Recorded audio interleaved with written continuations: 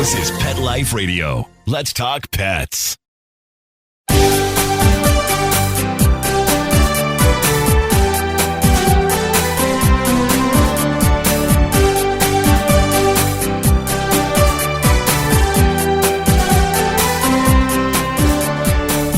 Hello and welcome to Working Like Dogs on Pet Life Radio.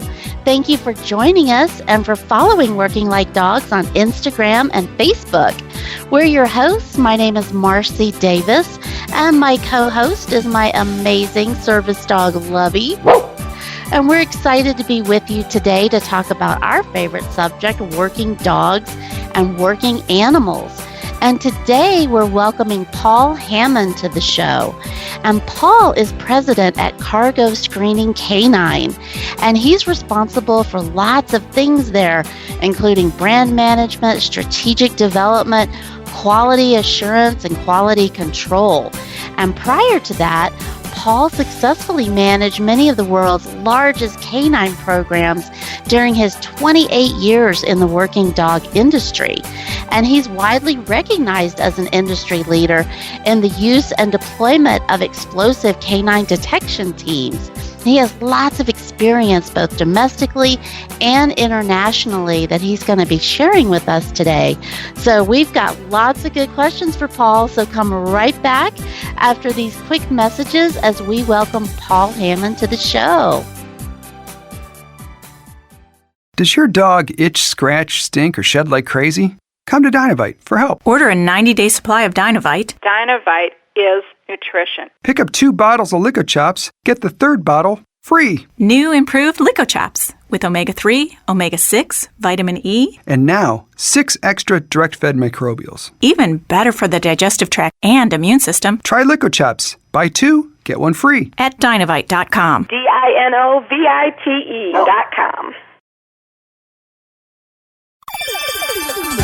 Let's Talk Pets on PetLifeRadio.com.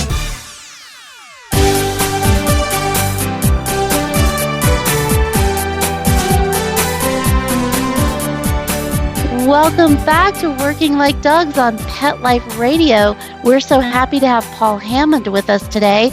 Hello, Paul, and welcome. Hello there. How are you? Doing well? Yeah, we're great. And we're so excited you could be with us today because, boy, when I think of working dogs, I think of the kind of serious canines that you work with, Paul, because you're working with these amazing dogs that are providing all kinds of military work and safety work around the globe. So tell us about your company and how you got started training canine detection teams. Sure. Well, I mean, of course, the working dog industry is a very vast industry, as we all know, but I'm kind of at the pointy end of the industry in regards to we're really out there trying to make the world a safer place. And, you know, I'm very fortunate in my 28 years in working dog career to have been deployed all over the world to Northern Ireland with the British Army Dog Unit there, battling wits against the terrorist organizations. Of course, Northern Ireland was infamous for domestic terrorism there. Iraq and Afghanistan, where I spent 7 years supporting and managing canine programs for the U.S. Department of Defense and the U.S. Department of State. Very challenging but different type of working environment. So, you know, from the sharp end in the trenches, so to speak, for 20 years, I've certainly seen my fair share of action, but at the same time, and more importantly, I've come to understand how valuable these canine assets are for us, not just as a amazing detection tool, of course, detecting every type of explosives that we imprint into the dog's olfactory, depending on threats, but an amazing deterrent value that they bring. And I've seen that firsthand around the world in various war zones of just the deterrent value alone of having a highly trained working dog there brings to the operational table. And finally, the feel-good factor. You know, it's very underestimated, the feel-good factor around troops and around law enforcement and civilians as well, knowing that our four-legged furry friends are protecting us, there gives us a real good feel-safe factor. And in fact, in Iraq, we utilized our explosive detection dogs. We dual trained them as therapy dogs on the side, 2 or 3 of the dogs, because the American military hospital was right next to us, of course, with some seriously injured soldiers and locals and local children, that the dogs kind of reminded them at home. So we use those dogs in the therapy aspect as well. So detection, deterrent, and therapy, I've seen it all over the last 28 years, and I'm very blessed to be in this career. Wow, that's so cool. I did not know that detection dogs could be dual trained as therapy dogs as well. That's awesome. Yeah, I don't think it's a standard practice, but when you're in a war zone and, you've got a lot of sick and injured people there, when they're off duty, it was just a blessing for us to be able to, actually the U.S. military does actually have a therapy dog program, and we had to get a military vet to sign off on the program. So we did have to do a little bit of work, but we just choose the two biggest softies that were in the kennel. There were two English Springer Spaniels that we had there working vehicle search for explosive detection, two big softies at heart, and they just breezed through the test. And it was such a great program for us, Oh, I love that. And I'm sure that the dogs loved it too. That's so fun. Wow. Wow. And like you said, so meaningful. I love that. That's great. Lovey is actually dual trained as a service dog and a therapy dog. And it's different skills. Yeah, it definitely is. So absolutely. Yeah, so working cool. dogs continue to amaze me in any discipline. Just the intelligence of the dogs, the olfactory, of course, is absolutely fantastic. We typically look at working dogs with an olfactory threshold of around 125 million scent cells to 350 million scent cells in their olfactory. And we typically look around the 220 million mark. We're looking for those Labradors, natural retrieving breeds. We're looking for German Shepherds or Belgian Malinois or the English Springer Spaniel, for example, in and around that 200 plus mark million scent cells with the right intelligence and boldness and natural agility and fitness levels, and of course natural hunt drives and so on. They kind of have worked very well for our detection dogs in the detection industry. And of course 220 million scent cells compared to our human 5 million scent cells, some 40 times greater. It's no wonder that they're leading the team in most cases. Yeah, absolutely. Well, and so do you breed the dogs? Does your program breed them, or where do you get the dogs from? We do. We have the ability to do both, breed internally and also as vendors, as well as being, as you mentioned, the president of CS Canine, or the Cargo Screening Canine Alliance, which is an organization that was formed to meet demand domestically in the U.S., screening all cargo, which was historically screened by TSA. I also am the president of VW Canine, which is a worldwide company that does various disciplines of detection and apprehension dogs around the world. And in the VW Canine capacity, we have an exclusive relationship with Auburn University's Canine Science program. And of course, their infamous breeding program supports that exclusive relationship. We have a very special type of dog called a vapor wake dog. And these dogs are specially trained over an 18-month period. They are genetically bred by Auburn University scientists. They are mostly Labradors for all the reasons and traits that I explained. They spend the first 12 months of their lives being environmentally and socially conditioned in the Auburn program, then into prison programs that are serviced by and supervised by Auburn University. So the dog is shown a lot of different environments, a lot of tough social environments, a lot of noise, a lot of distractions, because these dogs are ultimately, after 12 months, going to come into our VW Canine Academy in Anniston, Alabama here, and they're going to undergo a patented training process to become body-worn explosive dogs. These vapor-wake dogs, which is the trademark name for these body-worn explosive detection dogs, are very cutting edge. It's another 6 months of training once they get here. But these dogs, we take their olfactory sensitivity and threshold down to parts per trillion in detecting particles, and we teach the dogs to search the heat plume left behind pedestrians and fans as they walk towards their favorite arenas, stadiums, mega churches, in the streets and so on. And they're actually screening them for possible possession of body-worn explosives. And the current threat in the United States and in the West and worldwide at this minute in time just happens to be body-worn explosives. When you looked at the attacks in Paris and the attacks in Belgium, Manchester, UK, even Boston Marathon here in the United States, where the two pressure cooker bombs were walked in to the finish line area, left statically and detonated. There is a huge threat at this minute in time for body-worn attacks.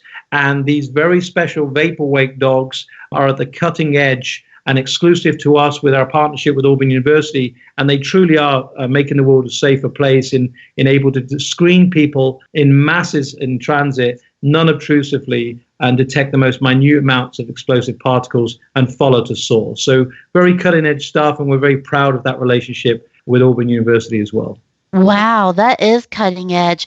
And that's so interesting that Auburn is embraced that because it sounds like it's almost like it's a puppy raising program, literally breeding and raising. So how did you get that relationship going with them? Yeah, well, in 2001, Richard Reed, the shoe bomber, some of your viewers may remember, that really was a catalyst for a lot of government canine programs and those civilian and private sector canine programs, commercial programs that are in the detection world, and particularly explosive detection. How did this guy get as far as he did with explosives in his shoe, and so forth and so on. So that put us all on edge in the security world, because we immediately went out and started taking our traditional bomb dogs, which are traditionally taught to search static objects for explosive devices, and suddenly put a smaller amount and transit it past the dog. And we suddenly realized that these dogs of ours, although some of them picked up on minute explosive particles in the air, they would immediately go and look to the nearest productive area which they've been taught, and the bomber would carry on walking by. So we had to really develop a program specifically for moving explosives and small quantities, i.e. body-worn explosives. And Auburn University Canine Science Program, along with TSA, were really at the forefront of some of the development and techniques. The old traditional methods of teaching explosive detection dogs or narcotics detection dogs to search people have been around for many decades. But that is an intrusive search, and it is a static search where you position people in a certain funnel and have the dogs go up within a certain distance. That doesn't work for mass screening. So Auburn University spent many, many years finalizing and testing all these different theories before they came up with the thermal heat plume theory, where basically many, many people could walk, transit. The dog would simply do a traverse across all their heat plumes, sampling the air, only focused on the heat and air and not seeing them as a productive area, detect minute particles in the air, turn and follow to source. Auburn were the catalyst behind body-worn explosive detection in the US and have been at the forefront ever since. They were looking for a commercial partner 3-4 years ago to take this vaporwake technology to the world, and we're very fortunate that VW K9 and CS K9 exclusively partnered with them to do exactly that. Wow, that was a great opportunity for both of you.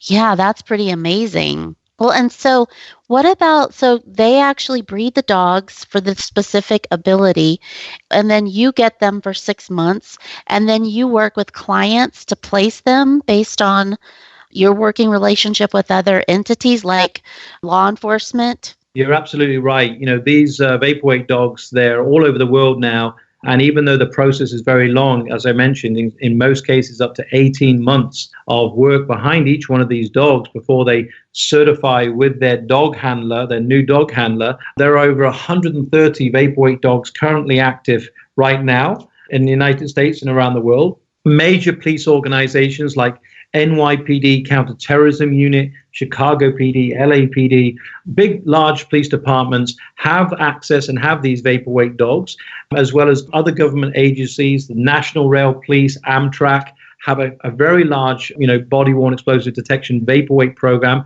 over 30 vaporweight dogs in their program.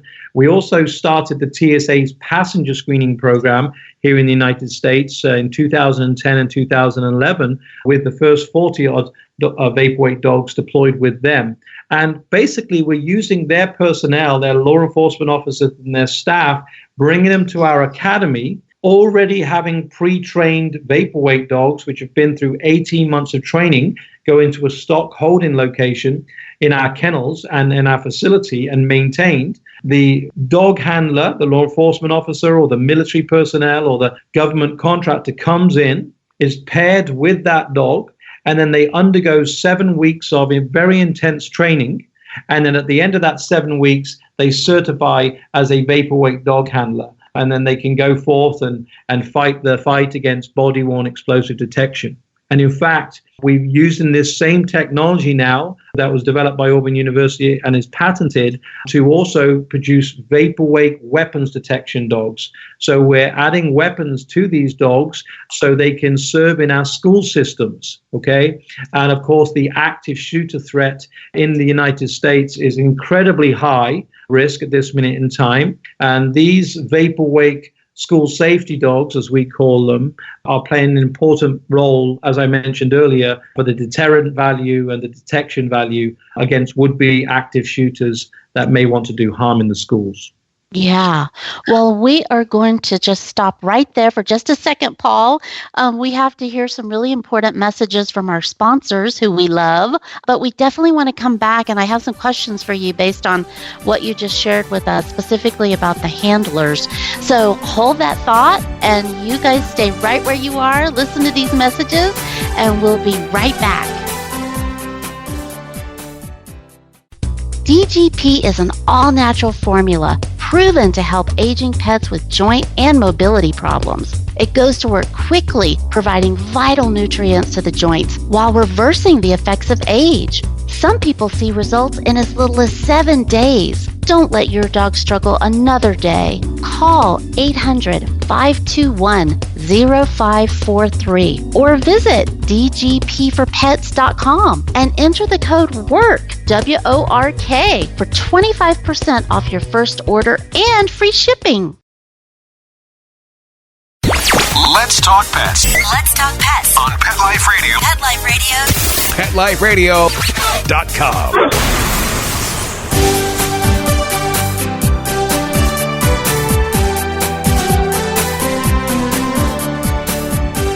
Welcome back to Working Like Dogs on Pet Life Radio.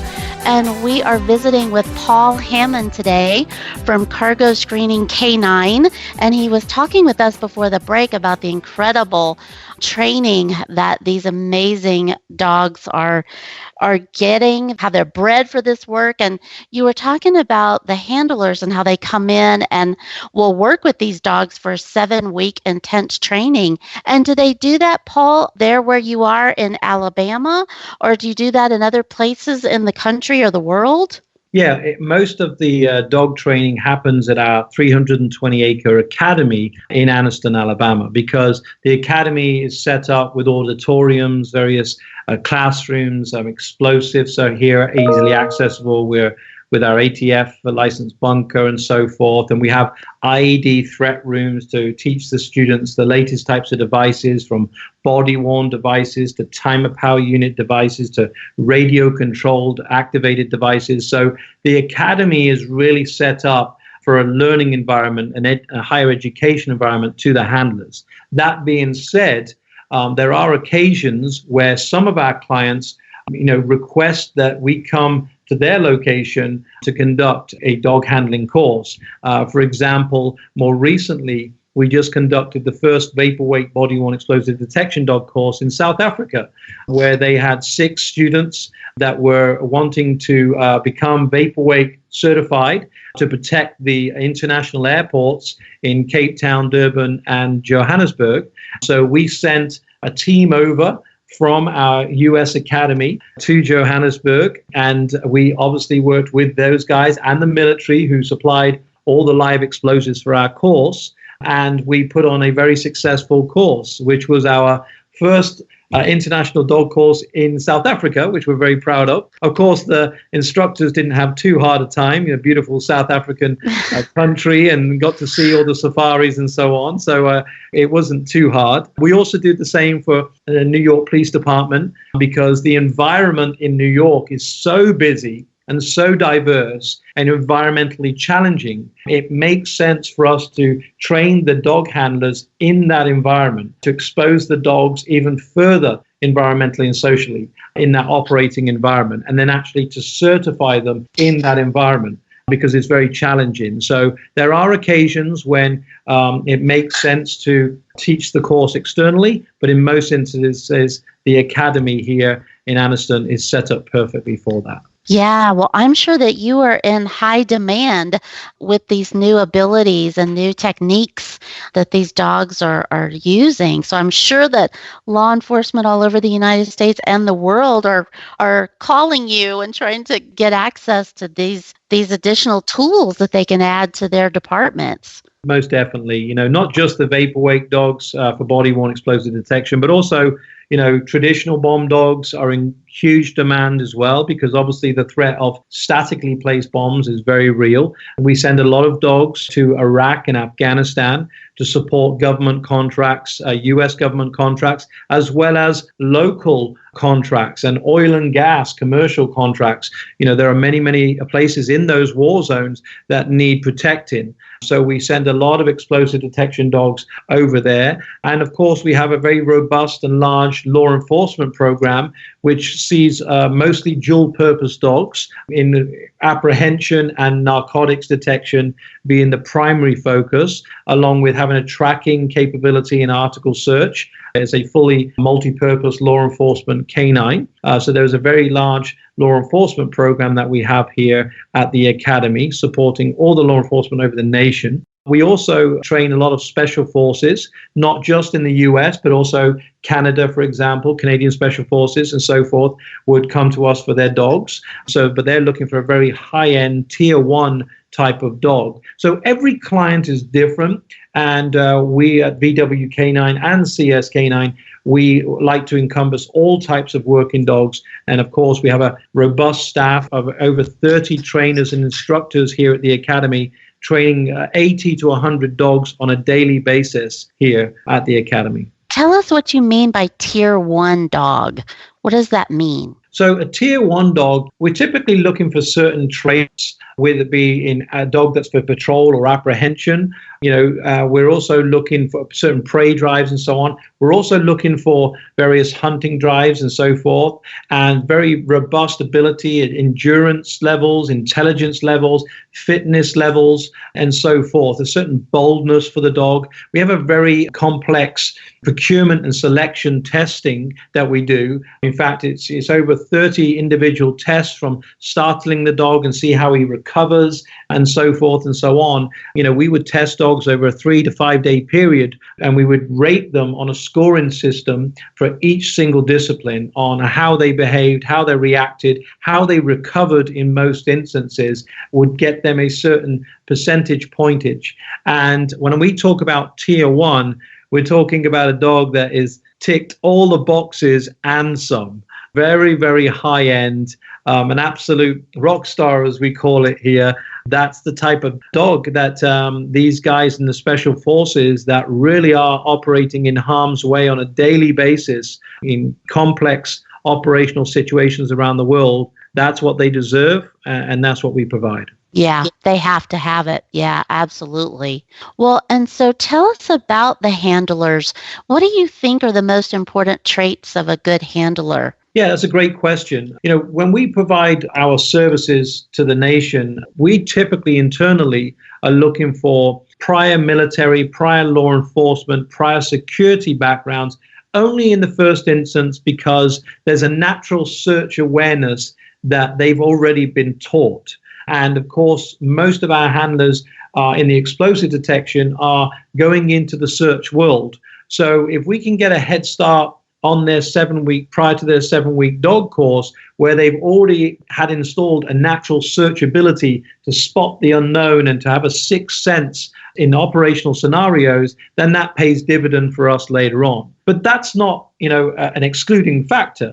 Many of dog handlers come through from all walks of life and actually end up receiving our top student in class sat amongst many military and prior law enforcement. It's just one of those factors. So we're looking for some past performance in the law enforcement security industry if possible. We're looking for a certain amount of intelligence because, it's not just about dog handling and being taught to dog handle. It's also about reading scenarios, reading the situation, reading the signs in the search to best utilize your dog in its search procedures, And so we're looking for a certain amount of intelligence, forward thinking from a handler. We're looking for a physical attribute as well. That's very important to us because obviously whether it's a dog is explosive detection, whether he's walking 15 miles a day, body worn, screening people, 80,000 fans going into a stadium, you have to be very fit to do this, or whether he's tracking a suspect or running after his dog to apprehend and recall a suspect, having released his police dog. So there's a physical attribute as well. So that's kind of what we're looking for all round.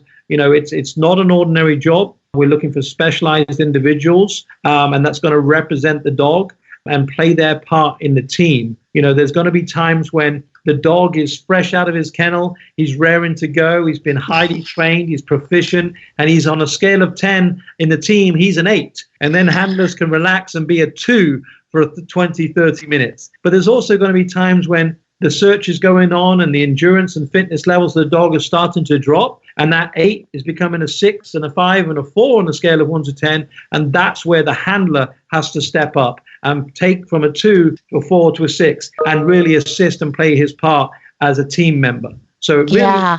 Well, I was going to say, to be a team member with that kind of quality canine, they're going to have to up their game, right? and be really fit, and be also, like you said, having those investigative and those law enforcement skills, so that they have to be as sharp and the same kind of quality as the dog that they're a partner with. I get that. Yeah, that's exciting. That's what would make it, I'm guessing, so enticing for handlers to really want to be a part of such an elite team.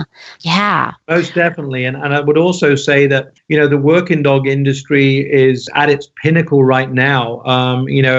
There is such demand for working dogs in the world of security all over the world right now. Yeah. The world is not a very safe place at the minute, even more so domestically, as we've experienced here in the West with the recent bombings and so forth.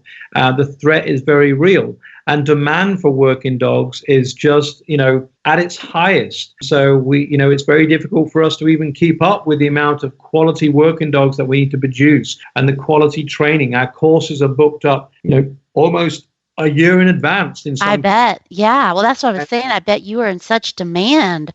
Well, I know we only have a little bit of time left, but I did want to ask you in our last minutes, if you would, Paul, share an experience with us about one of your canine detection dogs that stands out the most in your mind as one of the most impressionable and memorable for you. Oh, my goodness. I think it's very hard for me to choose because I've had many, many working dogs and they've all done a fantastic job. They kept me alive in 20 years of war zone, so I'm grateful to them all. But I think there's 2 instances, one in the detection world with a canine called Ken, a black Labrador, that whilst on a search, we were told that some children had been discarding a coffee jar bomb, which literally looks like a glass instant coffee jar with a device inside it. And we thought it might be a come-on to get the dog team in there to start searching, and there'd be a larger device somewhere. So I was tasked with my dog, my trusty dog, to go forward and search for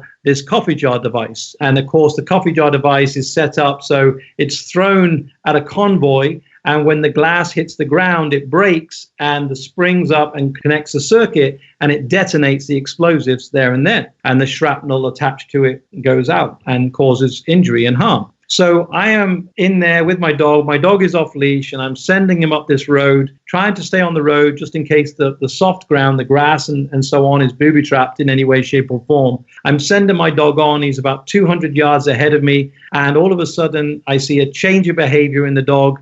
And head snap, and off he goes into the woodland. And several things come into my mind as my heart stops beating for a second.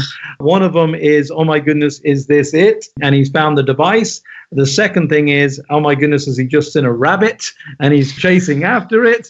And so I give a brief pause as I start to walk backwards to create even more distance between me and the dog, just in case it is a device. And all of a sudden, he doesn't come out 10, 15 seconds. And I'm like, oh my goodness, it must be a rabbit. So I give him the Ken come command to get back to me. And I shout it again. And all of a sudden, he comes springing out of the hedge and comes bounding back towards me. And I'm like, come here. Get back to me 150 yards. I could see he's got something in his mouth. Yes, in those days, in the early 90s, we taught our dogs to be proactive in search, not to be passive in indication. And so he decided that he was going to bring this coffee jar bomb back to me. Oh, man. And of course, I'm stood on concrete. So I immediately ran into the wood. And of course, he thought I was playing the best game ever. And he immediately decided to run in after me. We kind of met in the middle. And as I was looking around for a soft park covered in leaves, it was in the autumn. And teeth chattering around the coffee jar, I had to reach down and calm him down and grab his collar and gently ease the coffee jar bomb out of his mouth and lift him up literally and sprint out of the woods.